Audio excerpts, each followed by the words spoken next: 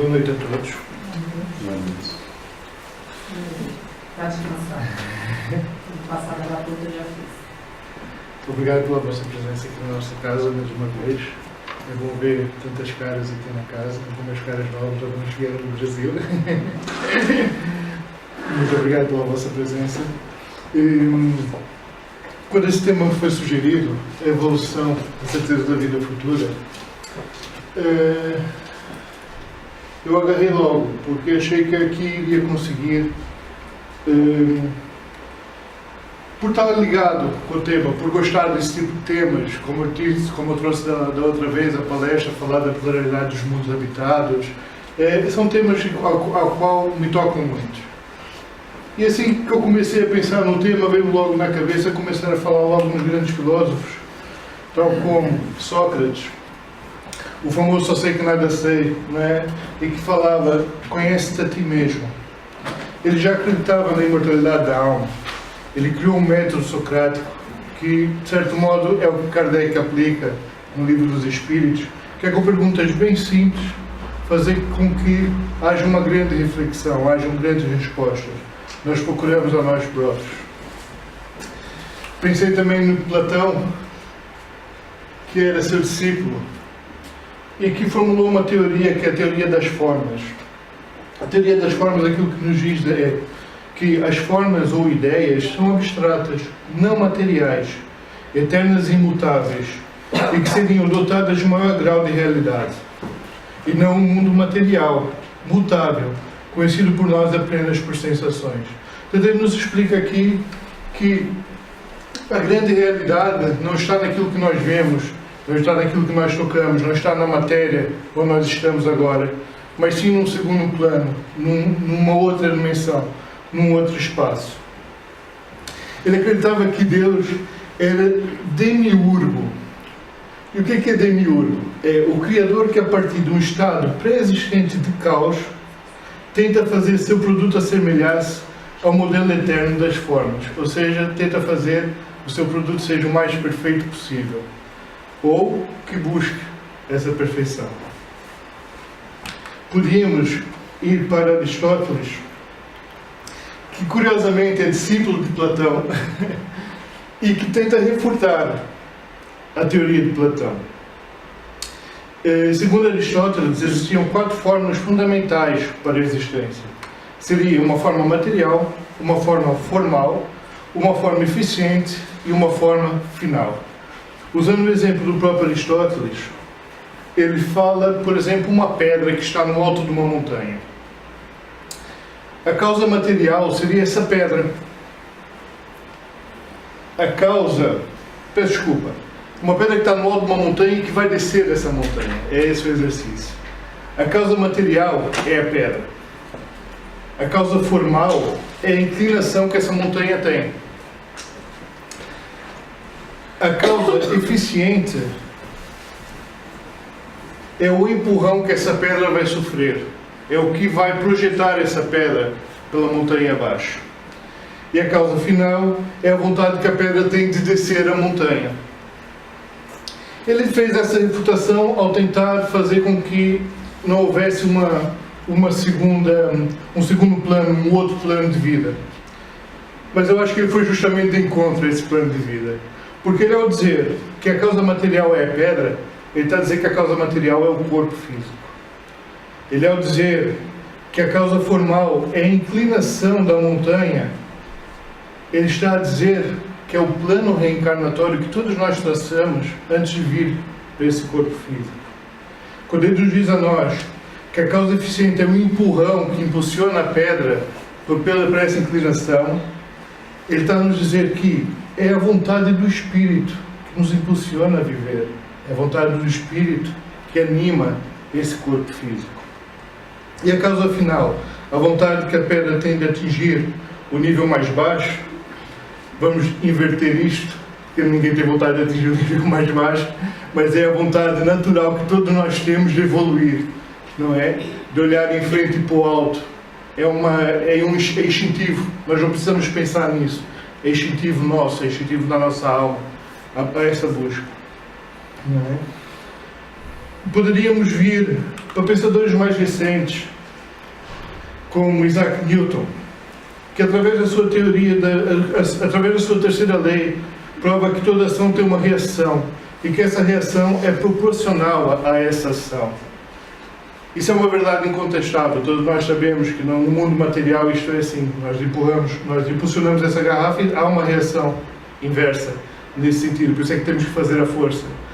Só que a ação e reação nós sabemos que é muito mais amplo e que não é só deste mundo. Não é só do mundo material, é também do mundo espiritual. Poderíamos ir a Kant, que fala-nos que o imperativo categórico é o dever de toda pessoa agir conforme princípios os quais considera que seriam benéficos caso fossem seguidos por todos os seres humanos. Se é desejado que um princípio seja uma lei da natureza humana, deve-se colocá-lo à prova, realizando para consigo, mesmo antes de impor tal princípio aos outros. Ou seja, ele já nos convida a nós a pensarmos sobre as nossas atitudes, a refletir sobre as nossas atitudes, a ver se a atitude que nós vamos ter com o próximo cabe-nos a nós. Aceitaríamos se fosse o reverso. E, por fim, o que seria mais lógico de todo a falar de evolução, seria Darwin, que é o pai da evolução das espécies. Dizia que o organismo vivo adaptava-se gradualmente através da seleção natural e as espécies se ramificavam sucessivamente a partir de uma forma ancestral. Estamos aqui a falar em 6 personalidades que, embora pudéssemos falar de serem espíritos evoluídos e espíritas, na altura não viviam dentro dessa realidade, não viviam dentro da realidade do espiritismo como nós a conhecemos hoje em dia. Mas também poderíamos citar pessoas já ligadas à doutrina, como por exemplo, Leon Denis, que toda a gente sabe, foi parceiro de Kardec na codificação. Esse filósofo defendeu ativamente a ideia da sobrevivência da alma e suas consequências no campo da ética. No livro que ele tem do Depois da Morte, ele tem uma citação que é a seguinte: recorda-te de que a vida é curta. Esforça-te, pois, por conquistar enquanto podes aquilo que vieste aqui realizar. Possa teu espírito partir desta terra mais puro do que quando nela entrou. Pensa que a terra é um campo de batalha, onde a matéria e os sentidos assediam continuamente a alma. Corrige teus defeitos, modifica teu caráter, reforça a tua vontade, eleva-te pelo pensamento acima das vulgaridades da terra e contempla o espetáculo luminoso do céu. Também poderíamos ir ao mentor espiritual do Chico, Emmanuel, que escreveu muitas obras, escreveu romances, escreveu livros científicos, escreveu um em particular, que é o livro A Caminho da Luz, em que ele fala desde a criação do nosso planeta, quando o nosso planeta ainda era poeira cósmica à volta do Sol. Fala da criação desse planeta pela espiritualidade superior até os tempos de hoje, até a atualidade. Ele passa por várias vertentes. Ele fala do mundo material inanimado, fala do mundo material animado, fala das civilizações, explica o porquê que elas surgiram naquelas épocas, quais os objetivos, porquê que elas surgiram naquelas épocas nos dois planos, tanto material como espiritual. Explica quais os objetivos traçados para essas civilizações e quais foram as suas quedas, quais foram as suas falhas. Também poderia citar André Luiz, que na última encarnação foi Carlos Chagas. E é engraçado que eu vi uma fotografia de Carlos Chagas, mesmo fotografia de Carlos Chagas, e comparei com esta imagem. É extremamente semelhante. A gente sabe que essa imagem é uma imagem, como é que chama? Pictografia, né? Pictografada, né? E realmente as semelhanças são muitas. André Luiz, em Evolução em Dois Mundos, também fala desde os primórdios da vida no nosso planeta, falando como é que os espíritos superiores organizaram a evolução na nossa ordem, influenciando, por exemplo, a criação do perispírito, a nossa evolução, passando por todos os reinos inferiores da Terra, a diferenciação dos sexos, os processos de individualização das bactérias primitivas que se acumulavam em grandes colónias, e etc, etc, etc. Mas no meio da minha pesquisa, e passando por esses nomes todos, começou a surgir uma figura, começou a surgir uma personagem. Um pedagogo, como já foi exposto aqui pela Amélia, pela nossa palestrante Amélia também, foi discípulo de Pestalozzi, defensor da escola pública em França, no pós-revolução francesa. E estamos a falar de Hipólito Léon Denisard de Vaia, o Kardec, que teve por missão codificar o Espiritismo, criar as bases para uma nova era, tal como Moisés e a sua tábua dos 10 mandamentos.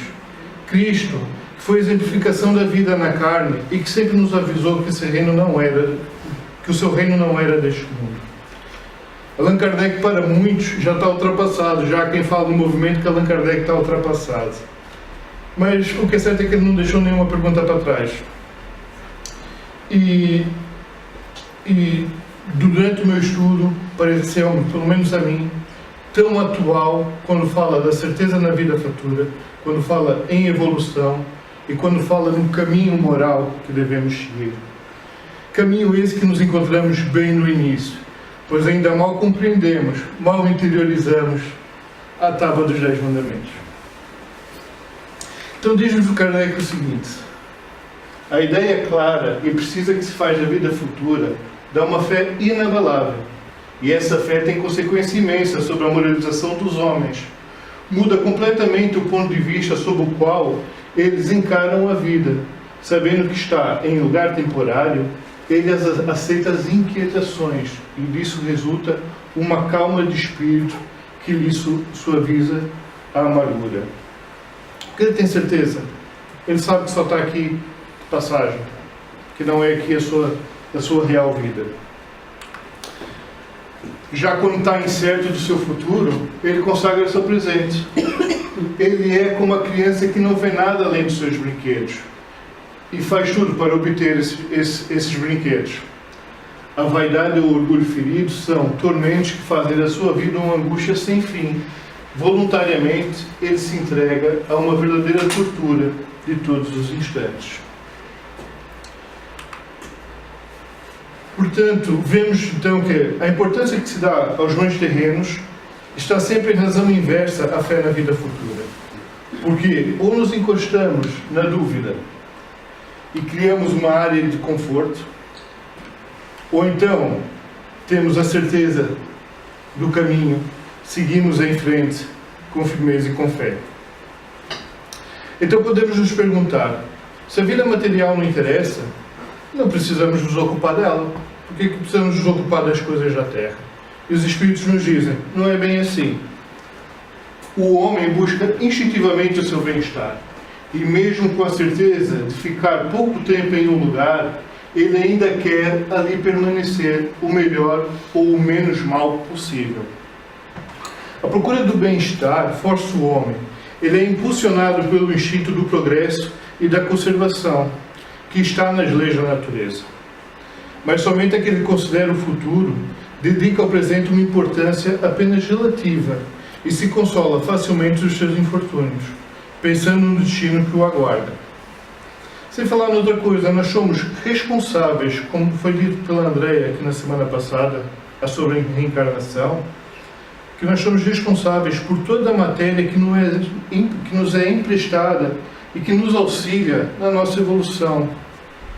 Vamos responder por tudo aquilo que nos foi entregue como patrimônio, seja ela pelo aquilo que fazemos ao nosso corpo físico, pela maneira como lidamos com os nossos familiares, pela maneira como convivemos com os nossos amigos e por todos os bens que nos são concedidos na habitação, na deslocação.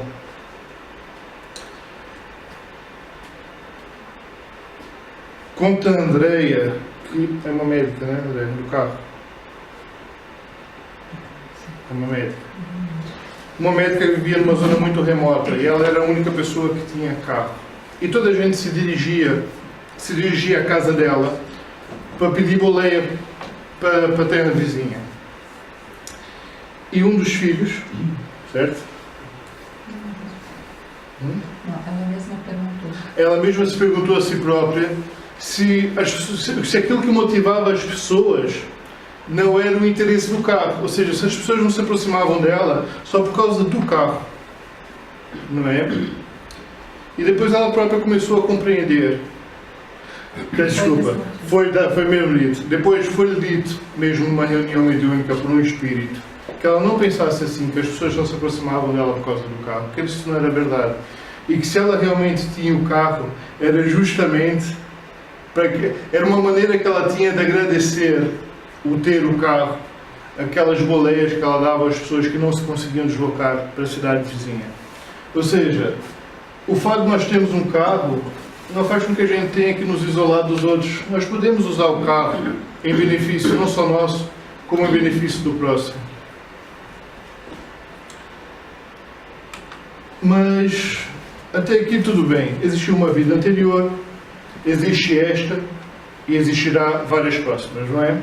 Portanto, estamos aqui todos em sequência, começamos numa ponta, estamos aqui agora e sabemos que vai haver mais para frente. Mas elas estão isoladas, ou seja, a minha vida anterior não tem nada a ver com a vida que eu tenho neste momento e a minha vida atual não tem nada a ver com a vida que vem a seguir. Não, pelo contrário. E o Evangelho diz-nos justamente isso, quando nos diz que essa vida é apenas um elo num conjunto harmonioso e grandioso da obra do Criador. Ela mostra os vínculos que unem todas as existências do mesmo ser, todos os seres de um mesmo mundo e os seres de todos os mundos. Ela dá assim uma base e uma razão de ser à fraternidade universal. E ainda acrescento mais, é essa solidariedade das partes de um mesmo todo que explica o que é inexplicável. Então chegamos à reencarnação. Mas qual é o objetivo da reencarnação? Fazê-los chegar à perfeição. Porém, para chegar, devem suportar todas as vicissitudes da existência corporal. A encarnação tem também um outro objetivo, que é o de colocar o espírito em condições de suportar a sua parte na obra da criação. Como vemos nessa foto, como é que se forma o diamante? O diamante forma-se em grandes profundidades, não é? Em zonas da crosta da Terra, onde a pressão e o tempo obriga o diamante a ser formado. Ou seja, ele também sofre a pressão do tempo, não é? E do ambiente. Começamos aqui a falar da evolução. Já sabemos qual é o objetivo da reencarnação, mas não há um fundamento, não há um dogma para essa reencarnação. Na justiça de Deus e na revelação, um bom pai deixa sempre aos seus filhos uma porta aberta para o arrependimento. Todos os espíritos tendem para a perfeição e Deus lhes fornece os meios através das provas da vida corporal. Porém, na sua justiça, concede-lhes efetuar em novas existências o que não puderam fazer ou concluir numa primeira prova. A doutrina da reencarnação é a única que corresponde à ideia que fazemos na justiça de Deus para com os homens, a única que pode explicar-nos o futuro e fundamentar as nossas esperanças, visto que nos oferece o meio de reparar os nossos erros através de novas provas. Vamos só um bocadinho. Obrigado. Kardec, na Gênese, ainda vai explicar um bocadinho mais. Vai nos dizer que a encarnação do espírito não é constante nem perpétua. Deixando um corpo, ele não retoma imediatamente outro. Durante um lapso de tempo, ele vive a vida espiritual, que é a sua vida normal. No intervalo das suas encarnações, o espírito também progride. Nesse sentido, ele aplica os conhecimentos e a experiência adquirida durante a vida corporal. É interessante aqui porque acabamos por ver que a evolução não é exclusiva da matéria. A evolução é transversal a todos os planos. A evolução dá-se tanto no plano material como no plano não material. Então vamos voltar com Kardec nas origens e vamos perguntar: os espíritos na sua origem parecer-se-ão a crianças ignorantes e sem experiências, adquirindo, porém, pouco a pouco, os conhecimentos que lhes faltam, ao percorrer as diferentes fases da vida? Os Espíritos dizem, sim, a comparação é correta. A criança rebelde permanece ignorante e imperfeita. Aproveita mais ou menos conforme a sua docilidade, mas a vida do homem tem termo e dos espíritos estende-se ao infinito. E se estende no infinito, haverá espíritos que permaneçam perpetuamente nas ordens inferiores? Não. Todos se tornarão perfeitos. Eles mudam mais devagar, pois, como já o dissemos de uma outra vez, um Pai justo e misericordioso não pode banir eternamente seus filhos. Aqui temos novamente o bom Pai, aquele que através do desconforto impulsiona a mudança. Nós tivemos aqui em setembro, um palestrante que veio do Brasil chamado William Sanches. E o exemplo que eu vou citar é dele, não foi dado aqui nesta casa, foi dado na palestra que ele deu na Sobreda, em que ele fala do ninho do passarinho. Em que o passarinho, quando vai fazer o seu ninho, procura os melhores galhos, as melhores folhas, preocupa-se em criar um habitat extremamente confortável, onde vai ser posto os ovos, e onde esses ovos vão eclodir, e onde vão nascer as suas crias. Depois que as crias nascem, ele preocupa-se em trazer a alimentação para essa cria. Mas à medida que essa cria vai crescendo, os próprios pais vão começando a criar algum desconforto para eles. O próprio ninho começa a ficar menor, as próprias folhas começam a ficar mais secas e já não ser tão fofas, tão confortáveis. Os próprios pássaros começam a tirar coisas do ninho, para o ninho começar a ficar mais aberto, e é através desse desconforto que surge o impulso desses passarinhos ganharem asas e seguirem para a sua vida. E o Pai faz o mesmo connosco, no fundo. Ele vai nos criando pequenos desconfortos para ver se nós nos agarramos e nos impulsionamos para a frente. Então, o que é a evolução? O que é o progresso? O progresso é uma das leis da natureza. Todos os seres, animados e inanimados, a eles estão submetidos. A própria destruição, que aos homens parece o fim, não é mais do que o meio de chegar a um estado mais perfeito, porque tudo morre para renascer e nada volta para o nada. E aqui temos a lei de Lavoisier. Na natureza nada se cria, nada se perde, tudo se transforma. Mas uma verdade material que transcende este mundo, não é? Ao mesmo tempo em que os seres vivos progridem moralmente, os mundos em que eles habitam progridem materialmente. Assim, desenvolve-se paralelamente o progresso do homem, dos animais, dos vegetais e do habitat, porque nada é estacionário na natureza. Aprofundando ainda um pouco mais, temos que, segundo a opinião de alguns filósofos espiritualistas, o princípio inteligente, distinto do princípio material, se individualiza e elabora, passando pelos diversos graus da animalidade. É aí que a alma se ensaia para a vida e desenvolve, pelo exercício, as suas primeiras faculdades. Esse seria o seu período de incubação. Então, assim como o corpo material nem sempre foi um corpo humano, ou seja, evoluiu de uma determinada espécie de símio, também o espírito nem sempre foi uma consciência individualizada. A consciência, ou o princípio inteligente, começa no reino mineral, como nos conta Luís Sérgio num livro chamado Ensina-me a Falar de Amor. Ele fala que a gente começa no reino mineral. Na pedra temos os alicerces, na rocha temos a essência. Depois passamos por reino vegetal, que é onde começamos a adquirir a sensibilidade. E depois passamos por reino animal, que é onde começamos a ter contato com a inteligência rudimentar. É a formação do perispírito. É o início da vontade. E agora eu vou fazer aqui uma partezinha da evolução e vou-vos falar da alimentação.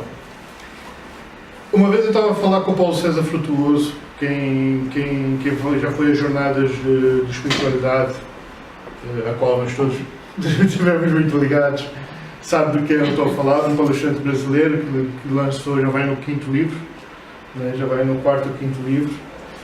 Eu uma vez estava a conversar com ele sobre a alimentação, sobre a questão de sermos carnívoros, sermos vegetarianos e sobre aquilo que Emmanuel e André Luiz vai nos transmitindo. E uma das coisas que eu noto é que os Espíritos dizem para nós que a nossa natureza não é carnívora.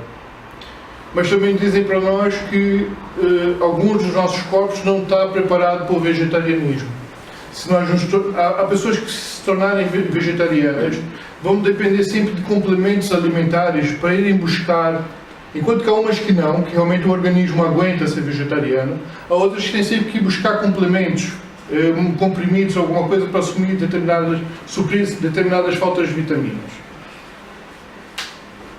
Então, Emmanuel diz-nos que a comer carne, em vez de comermos a carne vermelha, para comermos carne de aves. Ou então optarmos mesmo pelo peixe. E eu questionei o Paulo, né? Então, mas o Paulo, ele disse que a questão está no perispírito coletivo e nos órgãos simples. Quando estamos a falar da carne vermelha, estamos a falar de um ser individualizado. Estamos a falar de um perispírito único. Estamos a falar de um perispírito que, embora a informação, já está individualizado.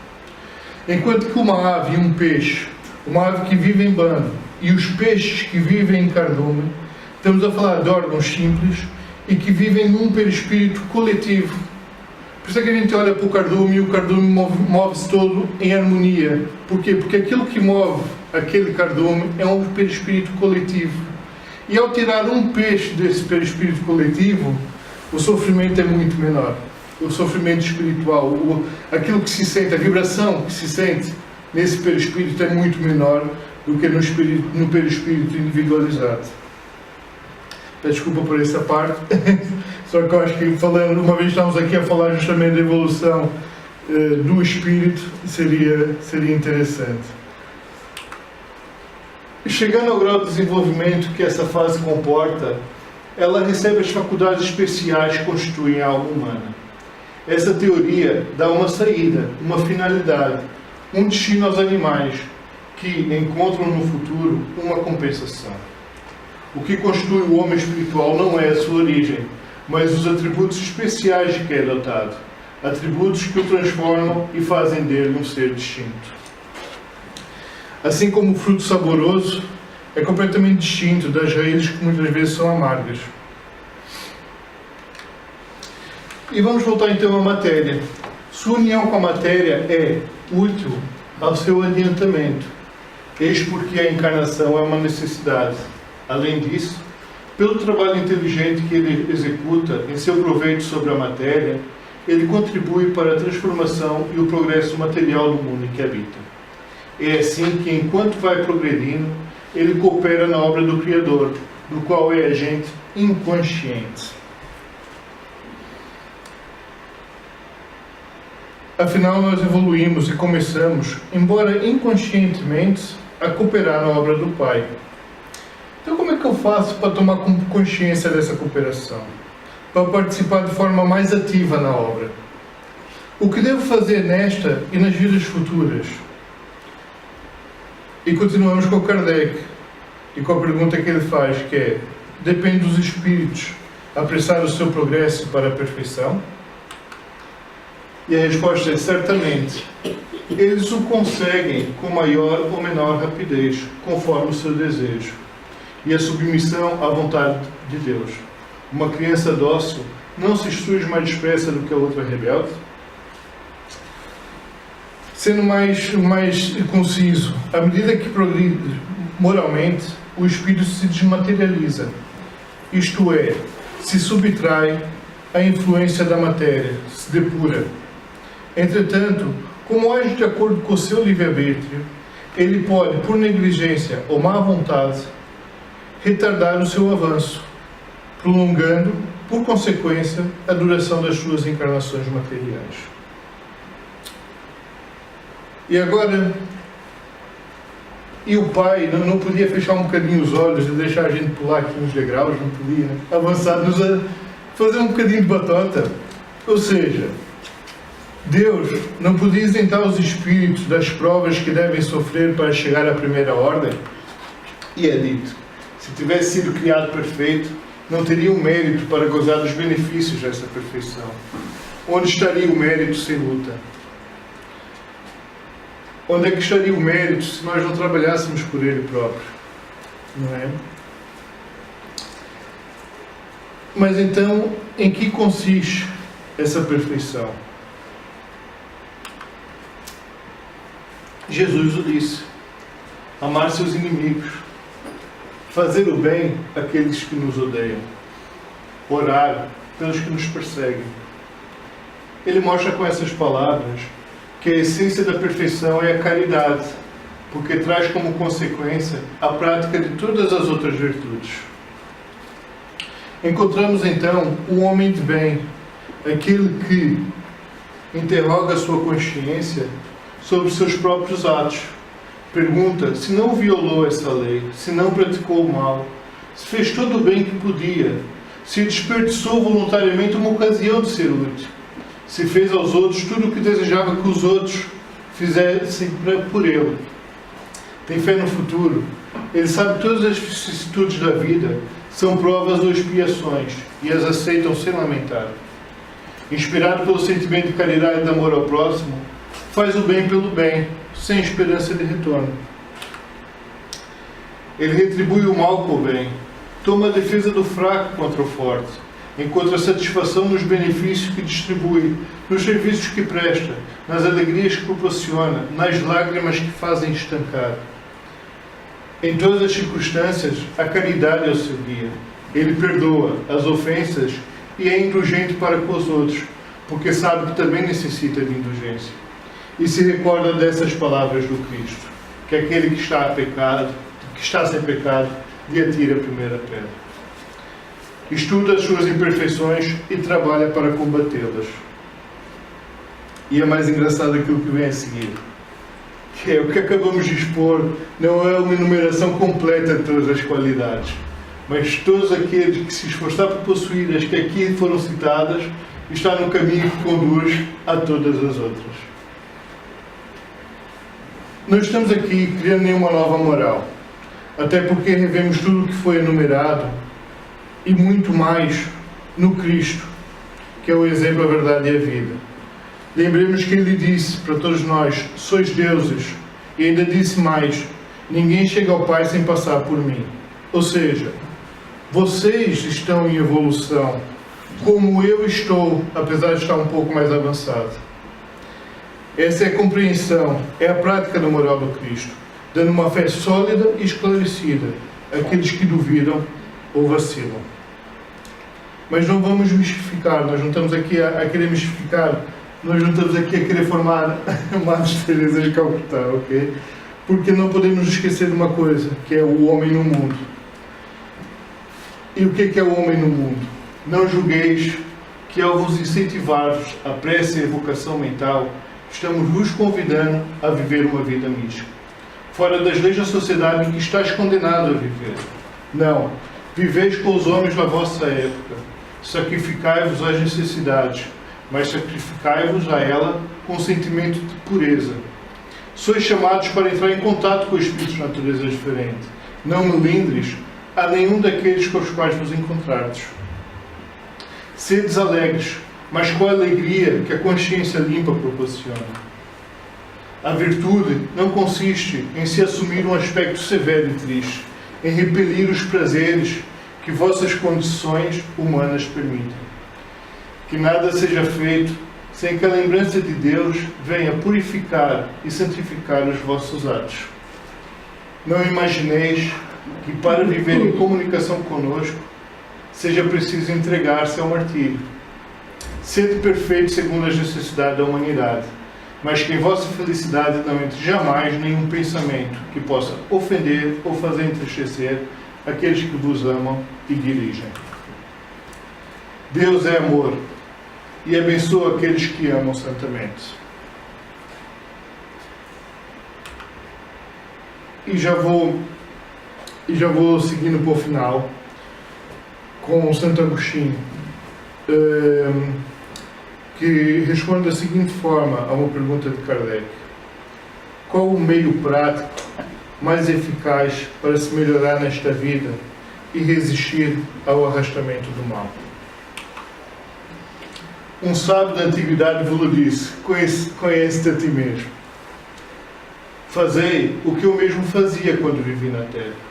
No final do dia, interrogava a minha consciência, me perguntava se não havia faltado ao cumprimento de algum dever, se ninguém tivera motivo de se queixar de mim.